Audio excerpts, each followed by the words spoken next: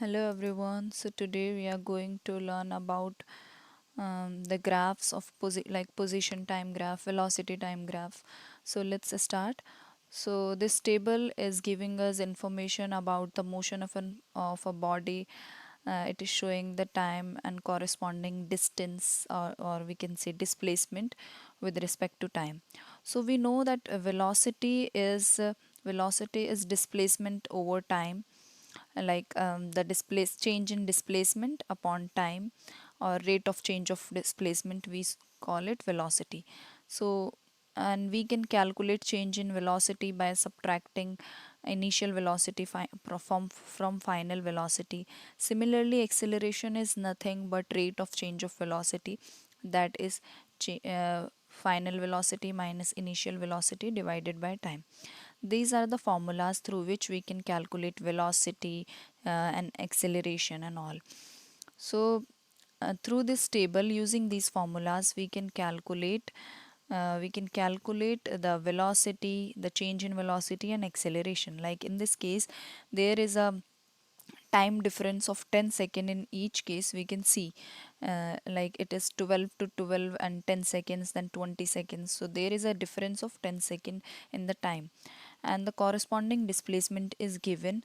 So we can calculate velocity by like dividing this displacement with time. So it would be 150 divided by 10, that is 15 meter per second. In this case, similarly, we can calculate the velocity by dividing displacement with time, that is 250 divided by 10. So it would be 25 meter per second. Similarly, we can calculate the change in velocity, like in this case, change in velocity, this is the initial velocity and this is the final velocity. So I know to find the change, we need to calculate the difference between the final and the initial values. So let's say v is my final velocity and u is my initial velocity. So I can subtract like 15 from 25, and I can get the change in velocity, and that is 25 minus 15, that is 10 meter per second.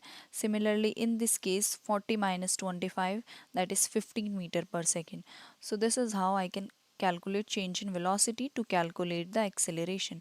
And the formula for acceleration is change in velocity divided by time. So if I will divide it by time, I'll get the acceleration. Change in velocity is 10 and the corresponding time is 10. So 10 over 10, I get 1 meter per second square acceleration. So we know these formulas. Let me write it down once again. Velocity is nothing but change in displacement over time. In this case, S2, let's say S2 is the final displacement, this is the initial displacement divided by time. Acceleration is change in velocity upon time, that this is the final velocity, this is the initial velocity. So these are the formulas through which we can calculate. Now uh, these that we have seen, the tabular representation of the data make it difficult to analyze and to understand how one physical quantity depend over another, like how display velocity depend on displacement. To analyze these things, if we use graph, it is more convenient way of representing motion and data. So graph, we'll study these things using graph to understand it more easily. So type of graphical representation that we are going to see today is position time graph and velocity time graph. So let's start it. So this is a position time graph. The position of an object is plotted against the time. This one is using this table. So we can see there is a time difference of 30 seconds. So we plotted time on x-axis in seconds. So 30, 60, 90, these are in seconds. And this is the y-axis is showing displacement. So we can see there is a difference of 350 meter. So it is y-axis is showing displacement. Okay, so let's say it is showing a motion of a car. So like in the first 30 second, the displacement covered by the car was 350 meter. In the next 30 second, it covered 700 meter. In the next 30 second, it covered 1050 meter. So this is how it is showing, and we get the graph like this. Now this is the graph we get. And so position time graph, an object moving with a uniform velocity, we can see that the graph is a straight line. So and it is showing a type of motion that is uniform. We can say that this is uniform velocity, because what is uniform motion? When an object moving with a uniform velocity, it covers equal distance in equal interval of time. As we can see, in this case, the car is covering equal distance in equal interval of time. In this case, we can see the difference in distance is 200 meter, and the difference in time is 10 seconds, right? So since it is covering equal distance in equal interval of time, in every 10 second it is covering 200 more meters. So and giving us a straight line graph. So this kind of motion, so in this kind of motion is uniform motion, and we can say that the car is moving is in the uniform motion. Now types of so this what this graph is representing, we can see that in this graph, in the first 10 second, the position the displacement was 600 meter. In the next 10 second, the displacement is again 600 meter. In the next 10 second, the displacement is again 600 meter. So in this case, we can see that with change in time, displacement or the position of an object is not changing, if the which means that it is at rest, right? So we can say that body is at rest, because with change in time there is no change in the position. So the graph is a straight line parallel to the time axis, and representing that the body is at rest, it is not moving. Now and, uh, and we have seen that uniform velocity graph, that was a straight line, and this graph is showing a curved line. So in this case, we can see that it is not covering equal distance in equal interval of time. In the first 10 second, it covered something less than 100 meter. In the next 20, like it is not following that rule of covering equal distance in equal interval of time. So that's why it is a non uniform velocity graph. Okay, so we can even tell about the kind of motion just looking at the graph.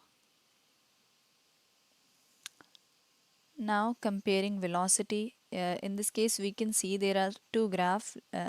I've named them as A and B. Now velocity is given by the steepness of a position time graph.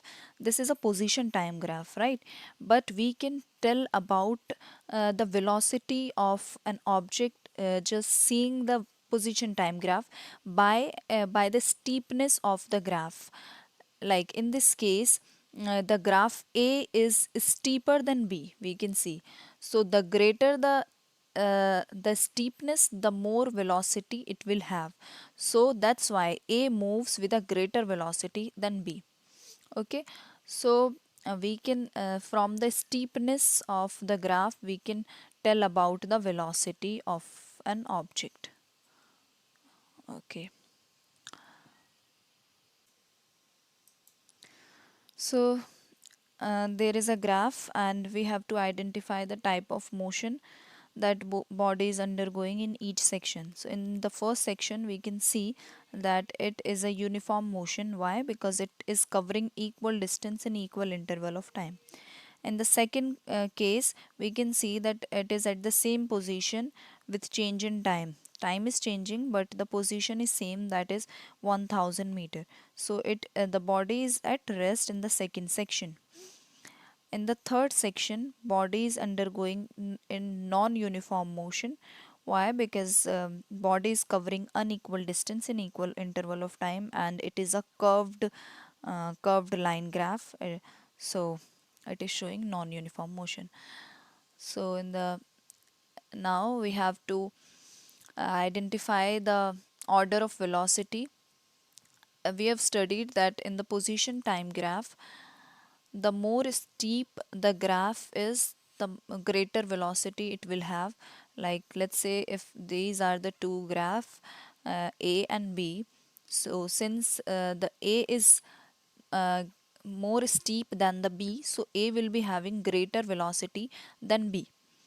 Okay, so in this way we can tell these. So we can see that D is the steepest, so it will be having the greatest velocity, and then the B is steeper than these two, A and C, and then the third one would be A. We can see it is more steep, and the fourth one would be C because it is little flat and less steep. So in this way we can arrange in order, um, according to the steepness of the position time graph. We can tell the about the velocity, like which one will be having greater velocity. Now till now we have studied about the distance time graph or position time graph actually. Now it is showing a velocity time graph, and we can see that in the x-axis there is the time difference of 1 second, and in the y-axis there is a time difference of 9.8 meter per second, because this table is showing a data of freely falling body. We can see that the graph is showing a motion of uniform motion, because it is covering equal velocity in equal interval of time. It is increasing but uniformly increasing velocity. So this is how. And a straight line graph is it is a uniformly increasing velocity graph. Now, since the velocity is increasing uniformly, so acceleration is constant here, because acceleration would be same, because acceleration is nothing but rate of change of velocity, and the change in velocity is constant. So the acceleration would be same, like acceleration would be constant throughout the motion. And in this graph we can see that time is changing but velocity is same, that is 35, with each changing time. In the first second velocity was 35 meter per second, and the next 1 second, and the next one more second it is again 35. So we can see that in this case the velocity is not changing. What does this means? That it means that acceleration is zero, because acceleration is rate of change of velocity, like final velocity minus initial velocity divided by time. This is how we calculate acceleration, and in this case all the velocities are same, so difference between final and initial would be zero. So that's why acceleration is zero. So it is a parallel, the straight line graph, and which is parallel to x-axis, and in this case acceleration is zero. Now let's see an example of velocity time graph, where we can see that it is the velocity is decreasing. In the first second velocity is 51 something. In the next 1 second the velocity is 41. In the next 1 second it is 31. So we can see that velocity is decreasing. So in these type of graph, we can tell that acceleration would be negative. So acceleration is negative because if we'll subtract, we know that uh, uh,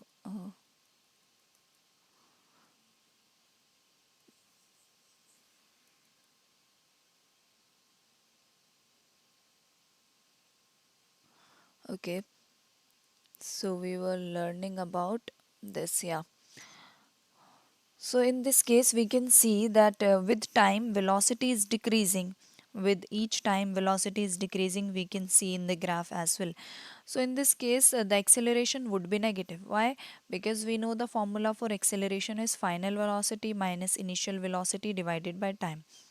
And let's say in this case, in the first two case, the final velocity is 51 minus 60 divided by time, that is 1 second. So it would be the answer would come in negative, we can see from here. So that's why acceleration is negative. But it is so we can say that this graph represent uniformly decreasing velocity, because it is decreasing, but it is decreasing uniformly, right? So it is a graph that is representing uniformly decreasing velocity. Okay, now these two are the non-uniform motion. In the first one, we can see that an object is moving with non-uniform acceleration. Non-uniform means that it is not covering equal velocity in equal interval of time. So it is showing non-uniform acceleration, and that is it is accelerating unequally in equal interval of time. So, and we can see from the graph, it is a curved graph. And this one is, in this one, it is increasing, right? In this graph the velocity is increasing, but in this case the velocity is decreasing. So that's why it is non-uniform deceleration, because in this case velocity is decreasing with time, and it is decreasing unequally in equal interval of time. Now comparing acceleration, like in the we have studied in the displacement or position time graph, uh, the the steepness of position time graph gave us velocity, right? The steepness of position time graph gave us velocity. So similarly, when we talk about velocity time graph and its steepness tell us about the acceleration of the body. Okay, so acceleration is given by steepness of velocity time graph of motion. So the steeper the graph, the larger the acceleration of the body will be. So in this case, A is steeper than B, so A moves with greater acceleration than B. Okay, it is similar like velocity.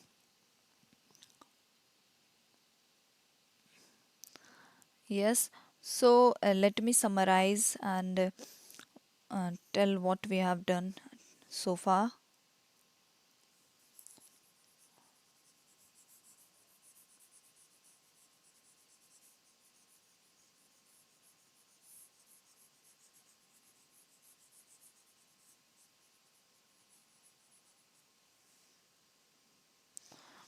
So see, we have studied about position time graph and the velocity time graph, and we know that uh, velocity is nothing but rate of change of displacement.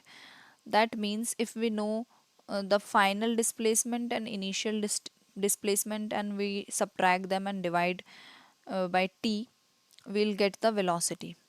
And acceleration is nothing but rate of change of velocity, that is final velocity minus initial velocity and divided by time. So let's say this is a graph, and if I take any 2 point, that is S2, and this one is S1, and if I take any 2 point and subtract them their values, let's say if this value is 20, this value is 10, and divide their corresponding time, so what will I get? I will get velocity, right? So we call it slope. Like if I'll let's say in this example, okay, let's stick to this one only. So if this is 20, this is let's say 10 and this is 5. So if I'll take any 2 point, and from like taking any 2 point, I can calculate velocity. Why? Because this is the formula for velocity only, right? So we call it slope. Slope means nothing but steepness of a graph. So by looking at the slope of the graph, or we can calculate the velocity. But which graph? Position time graph. So position time graph slope gives us velocity.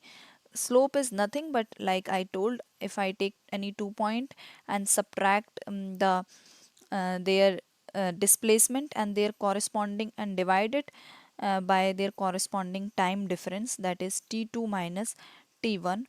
So I will be getting velocity of this graph just by using the position time graph. Similarly, in case of velocity time graph, if I take any 2 point, that is v2 and v1, uh, and take the corresponding values of v1 and v2, and then take the corresponding time, that is the t2 and the t1. Let's say this is t, and I subtract v2 minus v1 and t2 minus t1, what will I get? Acceleration, right? So that's why the slope of velocity time graph give us acceleration. This is a velocity time graph. If I will calculate the slope, slope of this velocity time graph, I will get acceleration.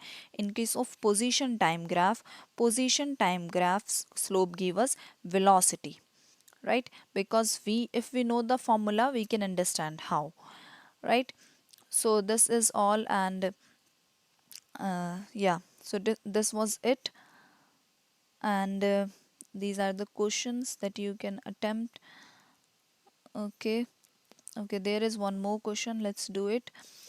So identify the type of acceleration, that is positive, negative, zero, non-uniform.